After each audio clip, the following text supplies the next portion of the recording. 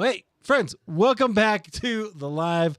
It's Eric Nevins live. I was playing with my thinking putty here, my koosh ball. These are my creative toys. These are the ones that I go to like when I'm thinking and I'm working on stuff, and I'm like, I need to think a little bit about this interview or this whatever it is, some sort of letter or something that I'm writing or email. I pull these things out, and it helps me get creative. But for now, since we're live across the internet and you're watching me on Facebook or LinkedIn or YouTube or someplace like that, I'm gonna put it away. Put it right here, and we'll let it sit there. We'll just let it sit there. So hopefully I don't get fidgety. Sometimes I do that, but not today. Okay, so we're welcome to the live, friends. I'm so glad that you are here. We have a great conversation today. I bet you can't guess what it's about. Creativity, right? And we're going to talk about identity. We've got a very good conversation. We're going to dive into that in just a second. Before we do, I want to share with you that this is a conversation. I pride myself on being a conversationalist, but not only am I going to have a conversation with our guest, who she is going to bring so much knowledge, it's going to be great, but also with you. It's a three-way conversation. So you get to join in. And if you're not already following us on YouTube, that's a great place to go. You can leave comments right on the live video. It's streaming there right now, and I'll be able to see it. But if you see it on Facebook or Instagram, one of those other places, totally fine. Leave a comment in there. I'll see it, and we can include you in the conversation. So questions and particularly answers to our question of the day. Here's our question. The question of the day is, do you consider yourself to be creative? Now, I'm asking that question for a couple of reasons. I think a lot of people, and I want to see if this is true, have experiences that either tell them they are creative or they're not creative. And that can sometimes take you in certain directions. So I'm curious, if you have a story, if you say yes, you can give me a one-word answer. That's boring though. So you can give me you can say yes or you can say no, but you can also tell me a story in the comments, or you can ask your own question about something that we bring up here today. Okay, so do you consider yourself to be creative? We'll revisit this as we go as well. Okay, let's get to it. That's enough of me talking. Let's get into our conversation, because this is the best part of the show. Here's the thing, friends. Have you ever looked at someone else's work and thought, hey, how did they come up with that stuff? I know I have. I wish I was that creative, right? I totally have done that. I could tell you some stories. Well, for a long time, maybe it's just me, but I think a lot of people thought creativity was like either something you had or something you didn't, right? It was like either or the kind of situation. But we're learning, and I've seen a lot of research on this lately, that creativity really isn't a personality trait. It's kind of a human practice. It lives in all of us, but it has to be nurtured. It's a thing that you get better at as you go. Okay, this is an aside. John Cleese has a fantastic video all about creativity. You can probably find that on YouTube. You should go look at that. But for now, you're watching us. So work, family, bills, the constant buzz of that little box that you keep in your pocket that holds all the knowledge of the world in it can quietly drain the space our creativity needs to breathe, right? Kind of sucks all that right out of our life. Okay. Well, our guest today reminds us that creativity and identity aren't built on what we do or who we know, but rather on who we are. She's a writer, producer, and therapist who brings together spiritual truth and emotional insight to help people find healing and wholeness. Her films stream on major platforms. We're going to talk about that because I think that's really interesting. And her work continues to inspire others to rediscover their identity. Our guest is Andrea. Andrea, I totally meant to ask you how to say your last name, so say it for me. Polnaszek. Polnaszek. I meant to ask that because that's how I probably would have said it. But anyway, so we're gonna have got a great conversation. Andrea, welcome. Andrea Polnaszek. I'm glad you're here. Thank you for having me. I love how you introduced us with the koosh ball and the thinking putty, because my day job as a therapist, I have a whole little kit of that. And I was like, oh man, I wish I had it right now. So I was thinking, okay, I have all of these on my desk. I have all the little inside out there you go. people when we talk about creativity. So Perfect, love that. Right? Well, thank you. So I'm going to let our friends in on the inside behind the scenes before the camera goes live, right? Thing. I was thinking about, I like to do something in in that sort of period. And I was like, I don't know what to do. And I just looked around on my desk and found something. And that really is the things that I use when I'm wanting to be creative. So, thank you. I'm glad like that kind of works out. And it's funny how sometimes if you just take a minute and go with something, creativity just kind of flows, doesn't it? 100%. Yeah. And I think like they say that boredom, you were talking about some of the statistics about Oh creativity, yeah. but boredom, actually creativity is born out of boredom, which is a little bit of why that thing in our pocket gets, it's constantly distracting us from allowing us to truly be bored. But when we're bored, our brain is able to fire and think creatively and turn a cloud into, a Yeah. crazy animal of some sort. And it's so important. So powerful. Kids aren't bored enough anymore, right? Like Mm-mm. that's definitely an issue. We gotta get more bored. Okay, well that's maybe what I should have called this episode, but that's okay. We'll figure that out next time. So I want to talk about you, and I talked about a little bit some of the things you have going on, but you have this really unique kind of blend of things that you do. So you mentioned your day job. You're also a filmmaker, right? And so which I think is pretty interesting. How do those two things inform each other? How do you bring those things together? I know that's a great question. So I am by trade, I'm a licensed clinical social worker, and I work with kids who have had some form of trauma, and most of them are foster or adopted. And I've done that for 28, 29, 30 years, something like that. And about 20 years ago, I have been a lifelong journaler. I believe in journaling. So we talk about boredom, Mm. creativity, but just like even doodling and journaling, it's so important. And about 20 years ago, I took a lot of my journal entries from the beginning of my life and put them into a book and put it out into the world, which is a very kind of scary thing. But with that just invited continuing to write and put it out into the world. And about 10, 12 years ago, my sister asked me if I would write a script with her. And I said yes, and then decided I should Google to figure out how do you write a script because I'd never done that before. She had been in movies and in Hollywood for Oh, okay. 20 plus years. So she had a lot of experience, but I hadn't. And the charge we had was to write a faith-based script. And so there's two things. One, I have never written a script before, and two, I don't like faith-based movies. So I was like, what can we do about that? And so it actually, our first movie, Catching Faith, ended up being the blend of my experience as a therapist, which was, hey, how do you do this thing called faith when life doesn't turn out the way that we think it's going to? And so many people want to ask that question, but a lot of times don't have permission. And so we ended up writing Catching Faith, all about this mom whose son makes really bad choices, and it ends up making her look bad in town. And she has to really come to grips with whether she wants to be honest or whether she wants to look good to the community. And I think that was like a real wrestle, a real thing for me as a mom and some of the moms I was working with. And so that's kind of how it was born. We did that first movie. We actually filmed it here where I live in Chippewa Falls, Wisconsin. Oh yeah. And then I became a writing partner with her, and we just kept writing. And then I wasn't really a filmmaker back then. I just kind of observed and then gradually got the bug and kept being on set and learning, and we kept making movies. Oh, I love that. Okay, first of all, we have this in common about faith-based movies. Not my favorite thing, but I love what you did is you made a movie. They're like, hey, well, let's do that better, right? So that's great. And you did something really interesting there when you said yes, even though you didn't know how to do it.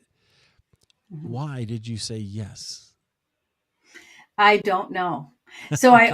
I love to tell this story. So my sister had made a thriller that had done really well. It had gotten bought by a distributing company, and it had been put on the shelves of Walmart. And when she went back with her executive producer to say what's next, he said you should the big things that are going to be in movies in the next few years are faith-based movies and dragons.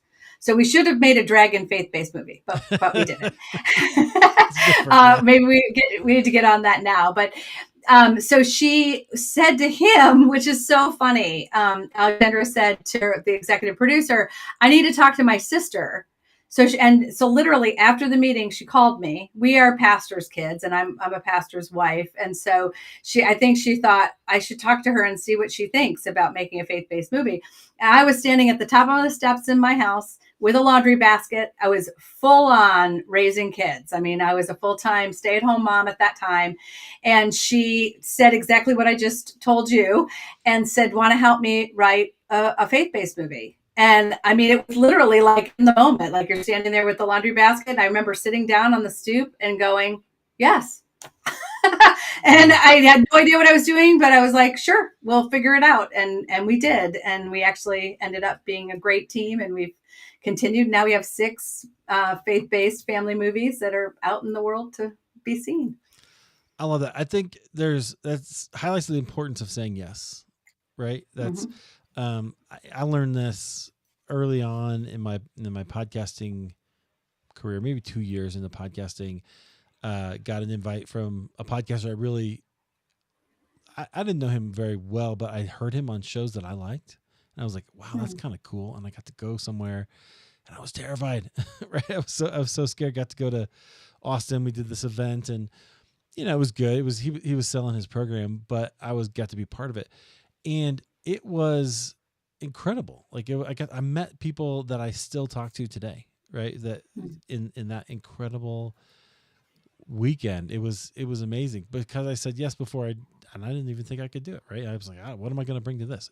But I did, and that I think is a real important principle of creativity, is just diving into it, because sometimes even if you do it you do something badly, or you do it in a way that you don't know the rules, sometimes you break the rules in the right ways, right? And that could be really good. Amen. So that's really funny, because I married someone that's like that. He always says that, in church, you need to go to the committee to get something done. And he's like, I'm going to do it first. I'm not going to committee, and then I'll try to get forgiven and not permission. So I totally 100% agree with that philosophy. We just have to kind of dive in and then figure it out. Absolutely. Yeah. I love that. Okay.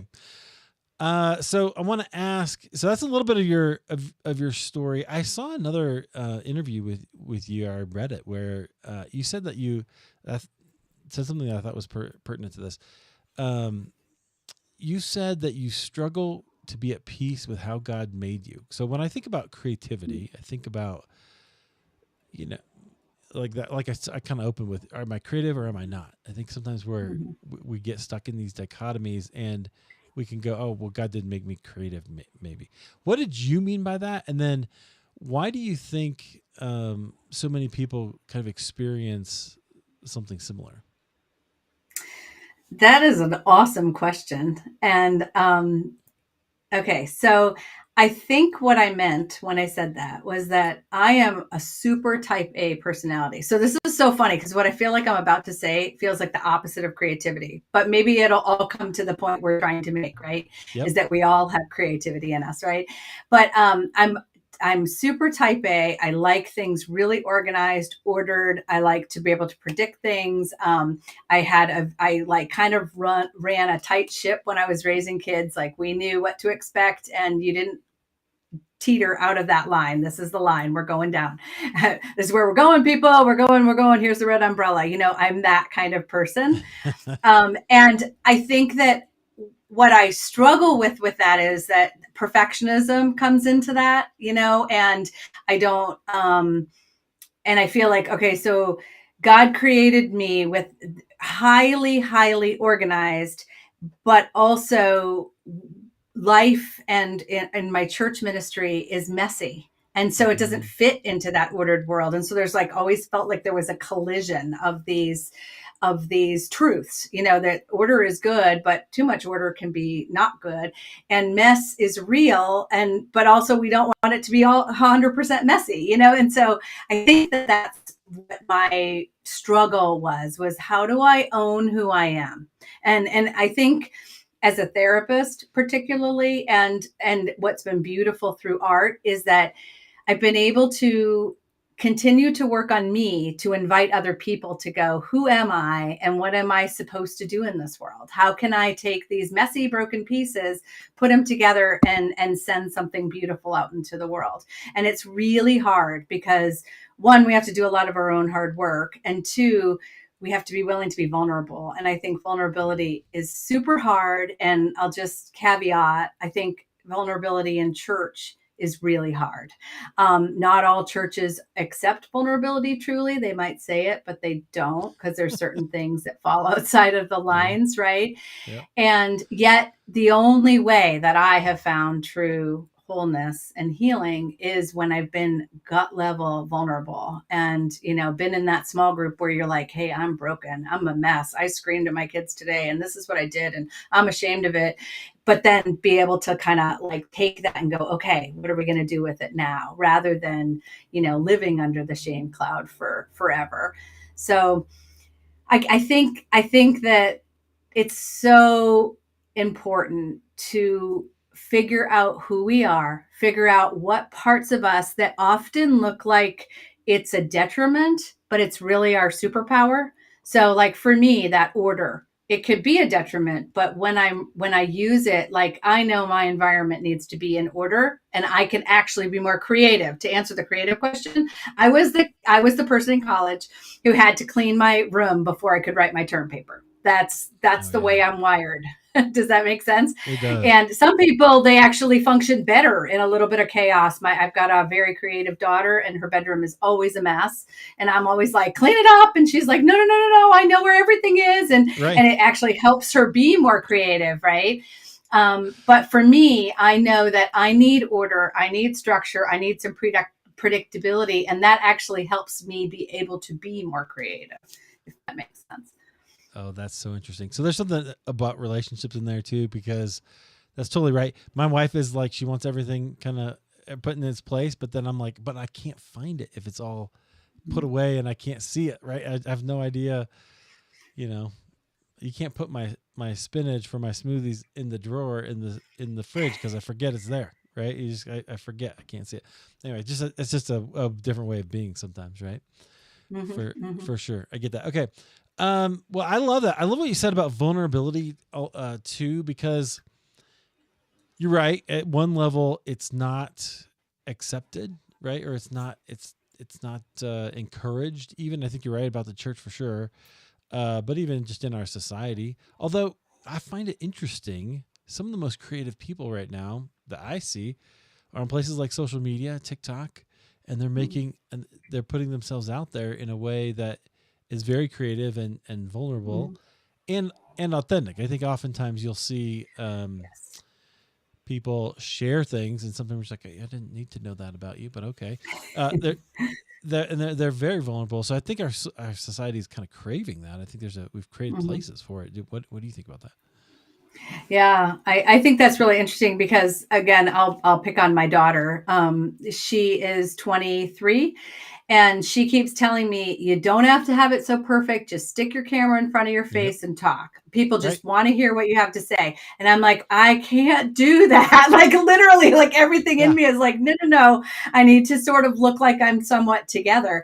So I think 100% like that I think our culture is craving it. They're also craving truth too. And I think maybe when it's authentic looking, then it feels like it's more truthful. And yeah, so I think that is super important and something that people are looking for, want. Yeah, I do too. So I think that's really interesting. A belief in vulnerability or an ability to be vulnerable. Are there other beliefs or behaviors that you find tend to sap creativity that kind of suck it out of us? Well, yeah, this is going to sound probably really surfacey, but negativity.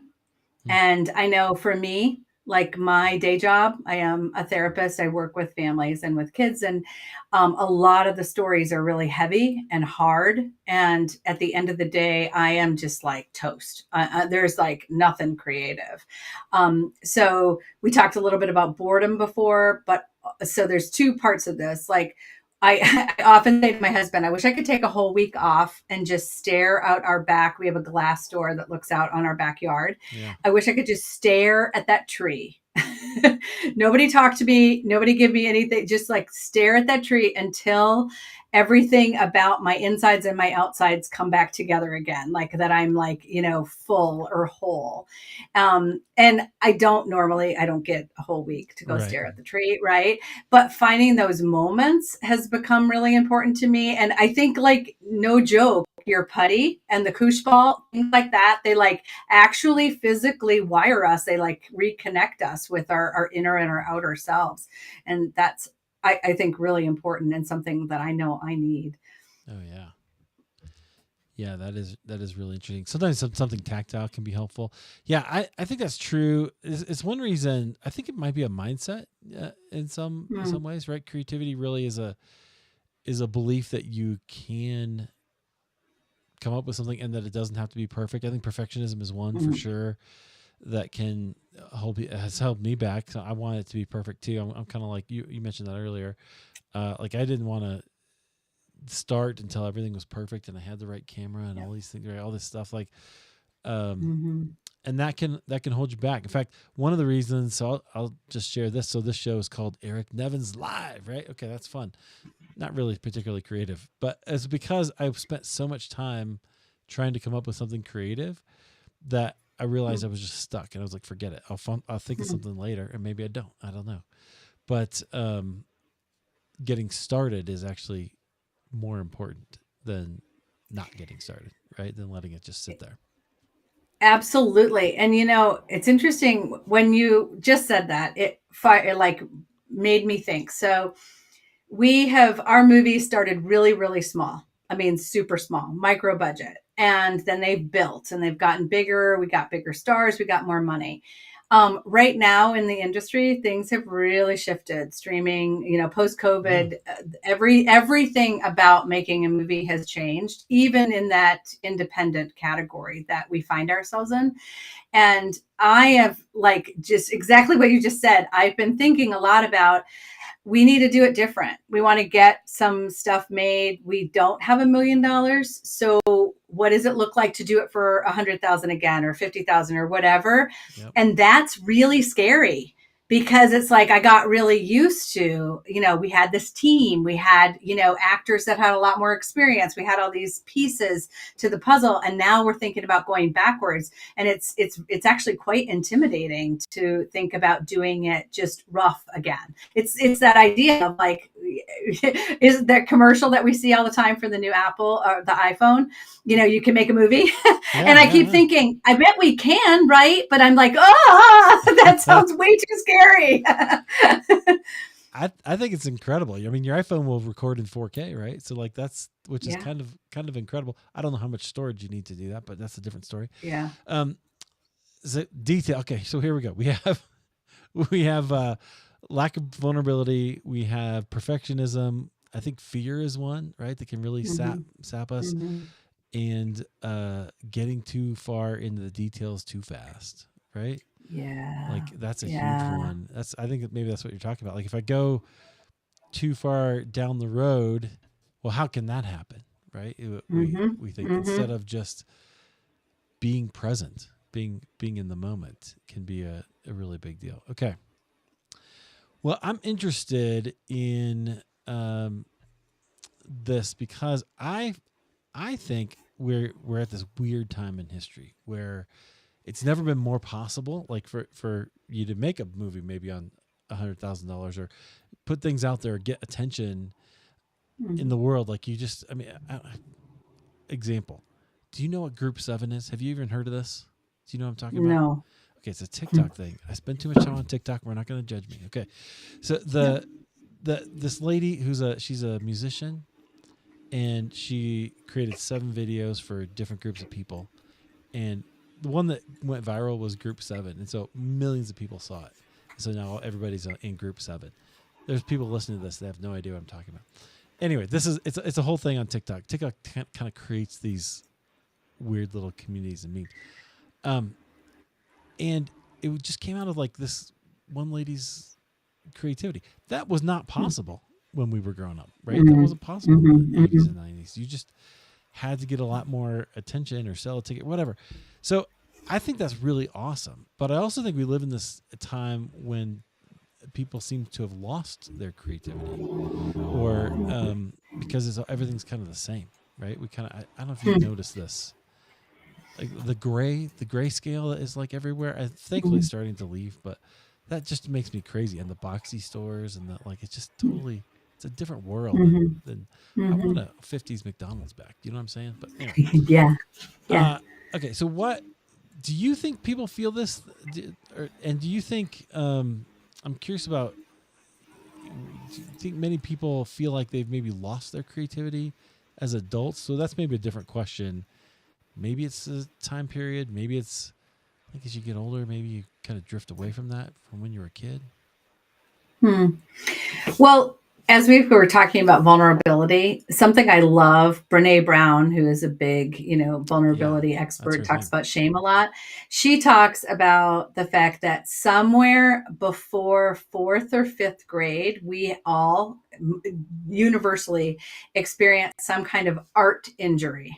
And she's like, Oh, it's usually an art teacher saying that doesn't look like what I assigned you to do.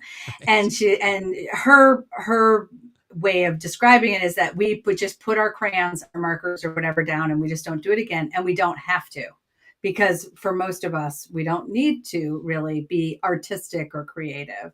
And I found one of the things I've tried to incorporate into a lot of my therapy writing is opportunities to pull out those colored pencils or those, Sharpies or whatever. And you don't have to show this to anybody else, but just do it yourself and see what you'll feel like. It's amazing. And let's correct the art injury that happened in fourth grade when you Yeah. quit taking out your colored pencils. So whether or not it's like systemically changed, I don't know that it has, because I know, like, my mom, she's 83, she would say I'm a terrible artist, I can't draw that. And I think that goes from that old school, some people were good at this and some people aren't, and if you're not, then don't try.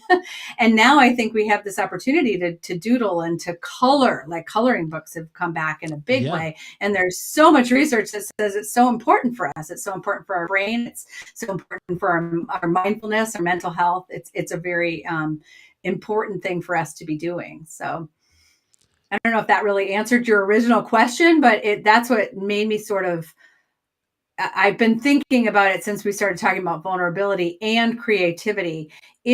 I think we have to just do it. It's Mm. it's like it's something you just have to do. Figure out what it is you like. If you don't like, I feel like I don't draw well, but I can color with the best of them.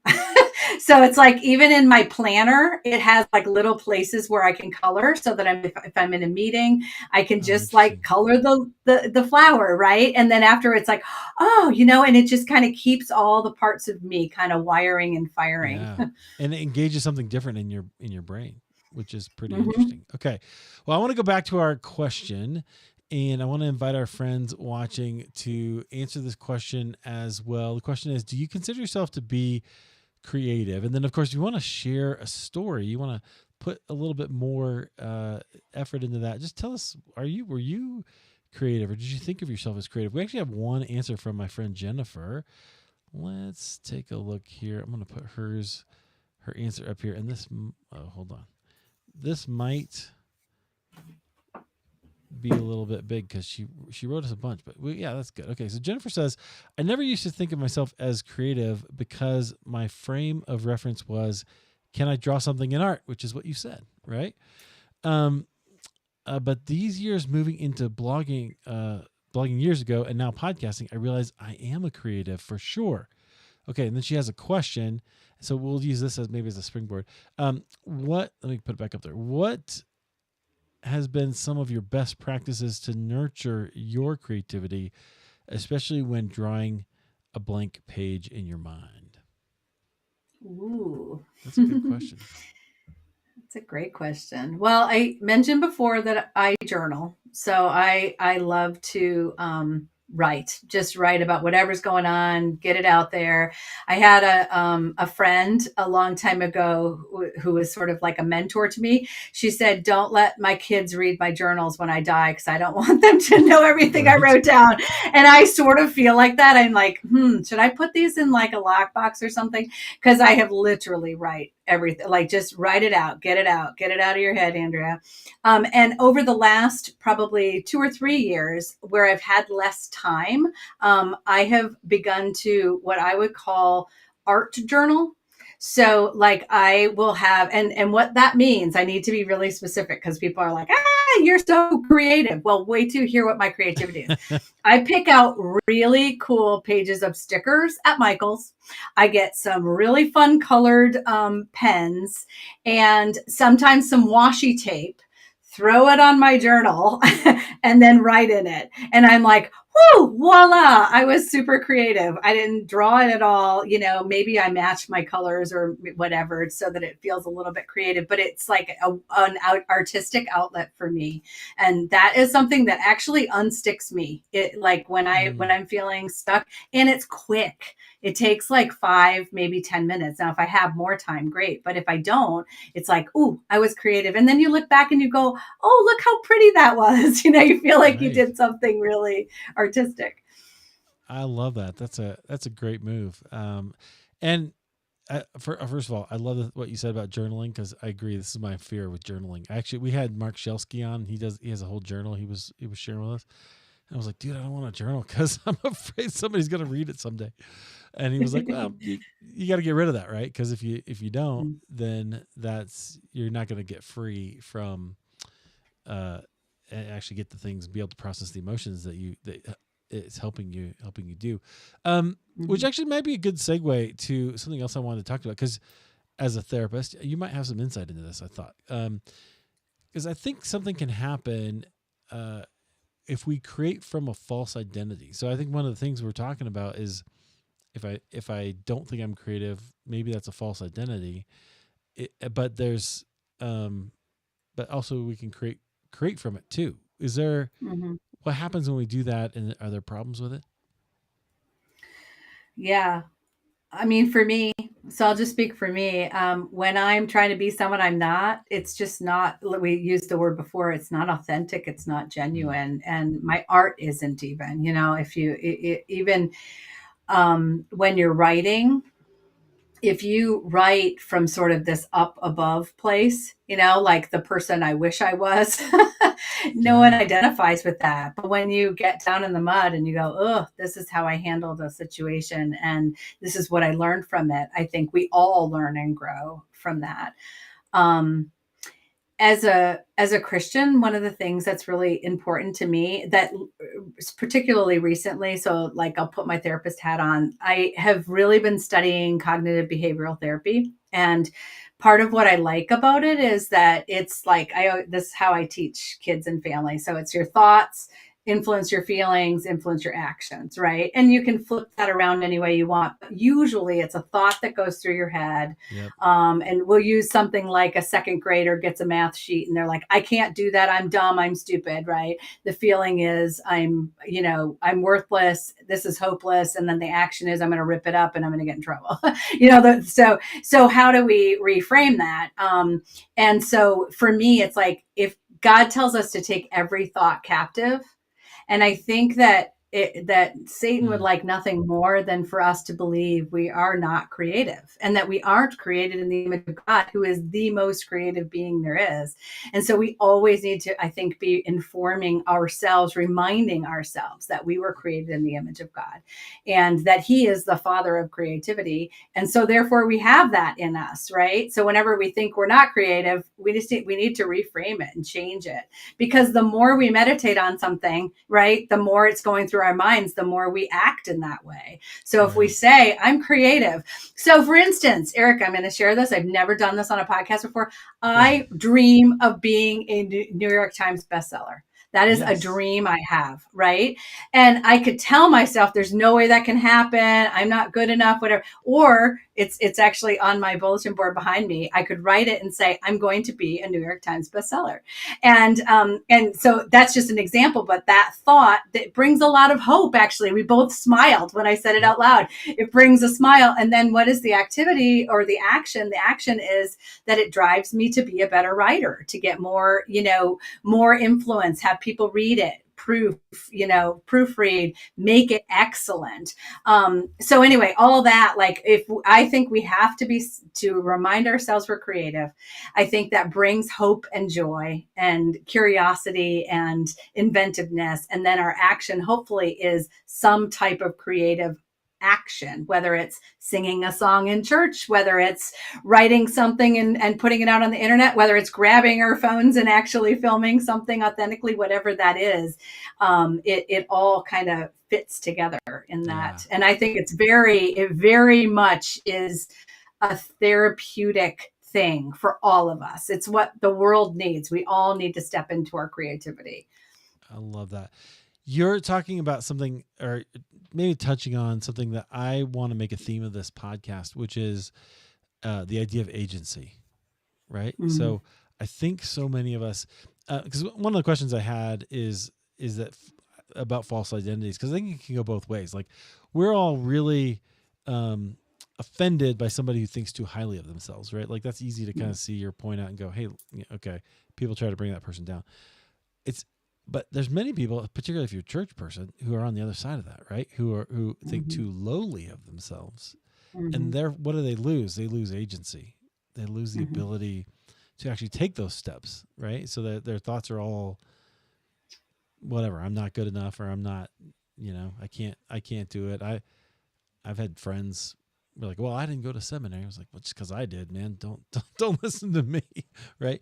But so that's an issue. What is there? Is that right? Am I hearing that right about agency? And like, that's a thing that is really what we're getting at and offering people. Yeah, I think so. Agency, risk taking, earlier when we were talking, I was going to deposit this, that I think it's a Seth Godin talks about shipping. And shipping takes a lot of risk, right? Like, we can do things till the cows come home and never let anybody ever see it. And we can never be finished, because things can always be perfected even more. But that art of shipping, I think, is it's really important. And it's really important in creativity, because no one will ever see our stuff if we don't actually put it out there, take the risk and get it out there. And that takes a lot of agency, guts. I think, if we don't naturally have it, then find the people that are your biggest champion and tell them what you want to do, and then have them hold you accountable. Did you do it? Did you put it out there? What is it? And then a lot of times those people in our lives will help us actually reach further than we even thought ourselves to do. They'll actually get us maybe to take more risks than we would take ourselves. Yeah, absolutely. I love that. Okay.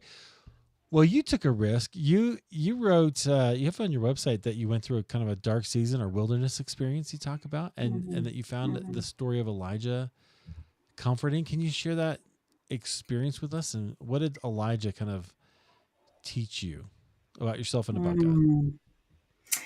Okay, well, you'll have me on for the next segment, because this is long, but just really quick, I will. So what happened for me is that all I ever wanted to be was a mom. I wanted to be a wife and a mother. That's what my dream was for my whole life. I always say I went to college to get an MRS. I ended up getting an MSW before I met the person that I was going to marry and have kids with. So I got a lot of education, but that was only because God didn't bring Mr. Right into my life early enough to circumvent the education piece. But anyway, I was at a point where my youngest child had gone to kindergarten, was going to school all day, and I was exhausted. I was exhausted from the thing that had been my dream. All I ever wanted to be was a wife and a mother. We were pastoring a church. I was doing a lot of church responsibilities. And then my last kid launches to school, and I'm like, who am I? And what in the world is this thing in life? Like, I felt really super, I think the biggest thing was I felt super disappointed. I thought the American dream would make me feel whole. I thought the white picket fence, the Honda Oh, yeah. minivan, and the 3 kids would make me feel like I was complete. And then all those things happened, and we had given our lives away in service to God 100%. Like I was sold out. And some of the people that we gave our life away to were quite hurtful. And so I found myself in this place where I was like, I don't know who I am anymore. I'm not sure I like who I am. And I mentioned Brene Brown. I had started listening, reading some Brene Brown. This is very at the beginning of her kind of catching her wave. And she talks about making cookies and like stirring the cookie dough and thinking, and she's like making it at like 10 o'clock at night for her kid to take to school the next day. And she's just hoping the kids would choke on her cookies the next day. Like she was so resentful and angry. And I was like, I totally resonate with that, but I can't admit it because that's terrible. That's not loving, but that's what I really felt. And so I had a particular day where I was going through the motions. I have a very predictable morning. I went downstairs. I had let the dogs out, and I was in my bathroom looking in the mirror. And I looked at myself, caught like a glimpse, and I'm like, is that really what I look like? And I like leaned into the mirror, and I was like, my esthetician says, push your lines up, push your crow's feet up. So I was like looking in the mirror, pushing my lines up, and smiled at myself. And it was the fakest smile I've ever seen. Like I didn't believe it to myself. Wow. And I got my kids out the door, with lunches, and I didn't really want them to choke on their lunch. But I was standing in my kitchen, and I'm like, God, I need help. I totally need help. Like, I'm not okay. We didn't have enough money for me to get a therapist, which was everyone's answer. And so I'm like, I need you. And I know a lot of this stuff because, I've been a counselor. I was trained to be a counselor. And he brought to me the story, and it was from literally the Sunday before. We had been in Bible study. We were reading the story of Elijah. And my husband had said, right before Elijah falls asleep underneath the broom tree, he's run for his life from Jezebel. And he says, just take me, God, let me be with my ancestors. And when I learned that in Sunday school, I never really realized that he was saying, can I die? Like my ancestors are dead. Let me go. Like I'm that, distraught. And he did it. My husband did it in this sing-songy voice. He was like, let me just die. I just want this over. And I so resonated with it.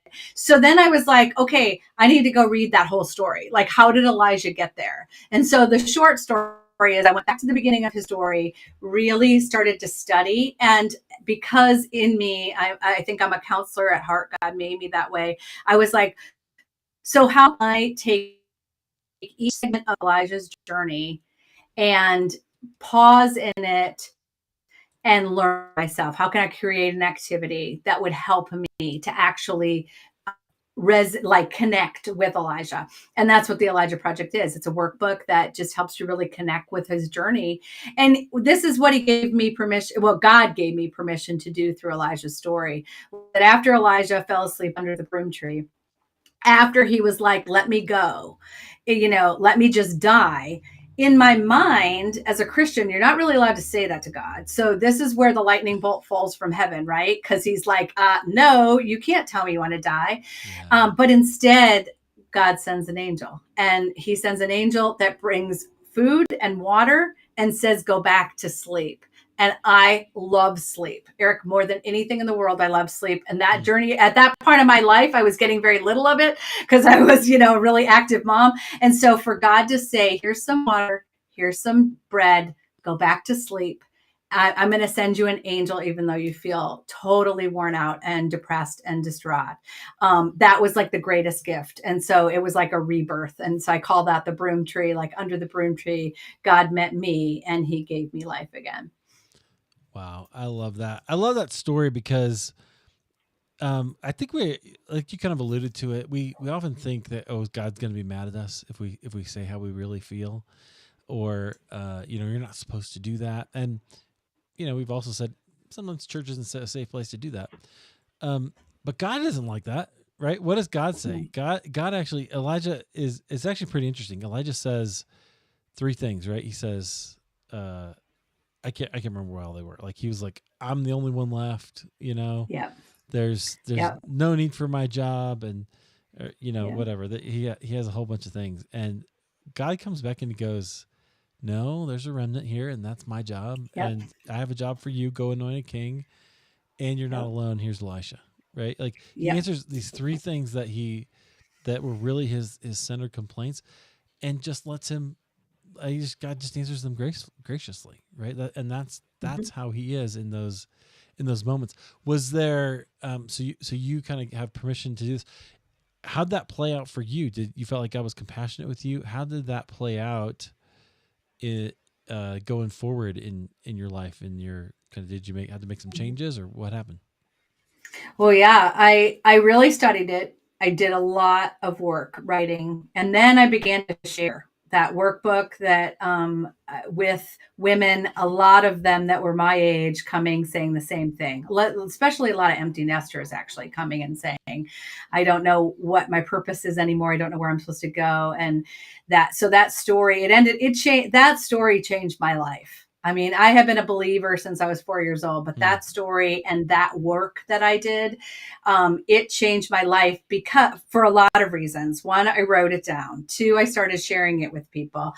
The creativity, I started to, bring colored pencils and these worksheets, and women would Yeah. just sit and do it and talk, right?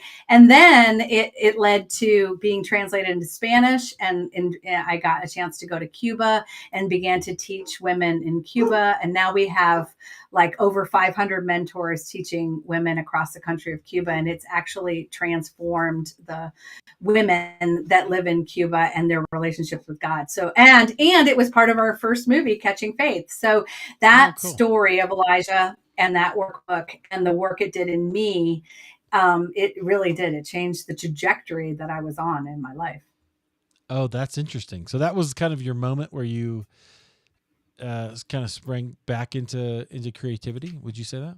100%. Oh, Yes. interesting. Interesting. All right, friends. Well, there's something there for you, right? So if you maybe you're in that season, like Andrea described, it's not easy out there. I get that, but you don't know. Like, and maybe you just need to ask God, what's up? What do I need to do here? Or what do you have for me? And you don't know what he's gonna do, where he's gonna lead you. I bet you before that you didn't even dream of making a movie, right? Oh, no, no way. Or let Hadn't alone even six. I thought think you of said it. six, right? Yes, 6. Yeah. No, and when you say that, like it started with saying yes to writing. Then we ended up opening our home to the crew, and we made the movie here in our town. Then I gradually took on a little bit more responsibility, a little more responsibility. We made the Catching Faith 2, which was the sequel. And when we made that movie, I talked to our director. I said, it had a wedding in it, and we had written it, so you kind of imagine in your head what it's going to look like.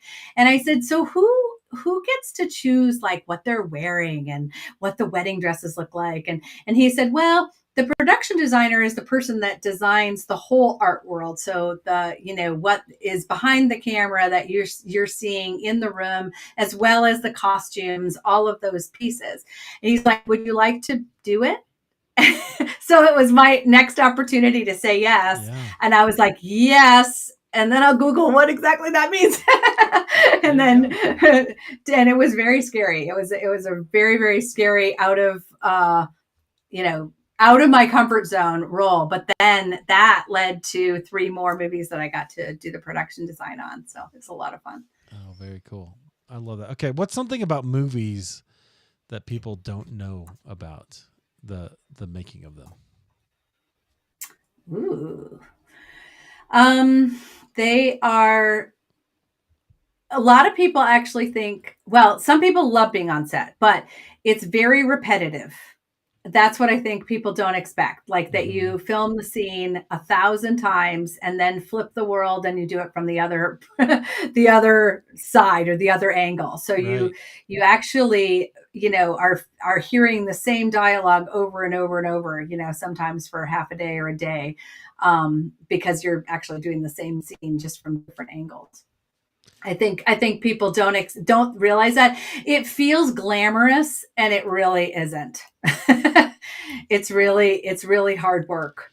Um, It looks glamorous in movies, right? Like it looks yes, glamorous yes, when you're watching, or you're thinking about it. I think of this all the time.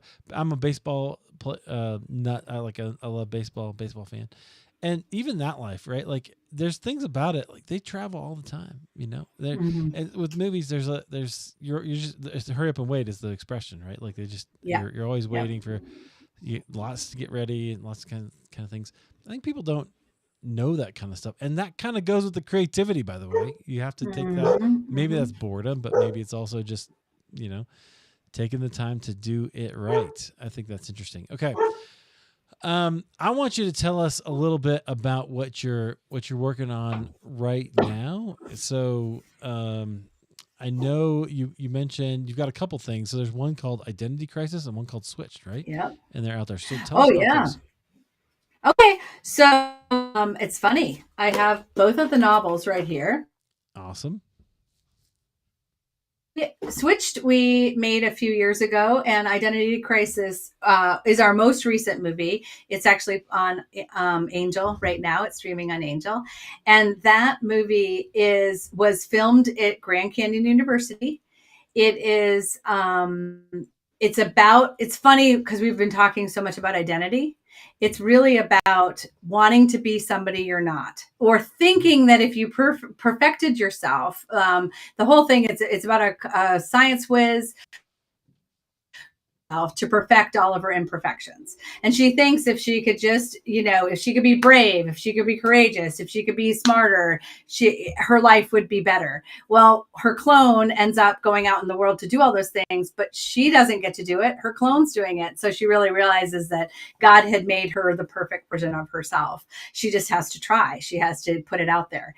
And that movie is, for me, it's all about Psalm 139, and it's that idea of being fearfully and wonderfully made in the image of God, and that we are absolutely his most precious creations. And that, going back to that triangle, like putting that in your mind and reminding Yeah. yourself, because our society is telling us all the time we're not. We're not perfect. We need God, but we need a savior.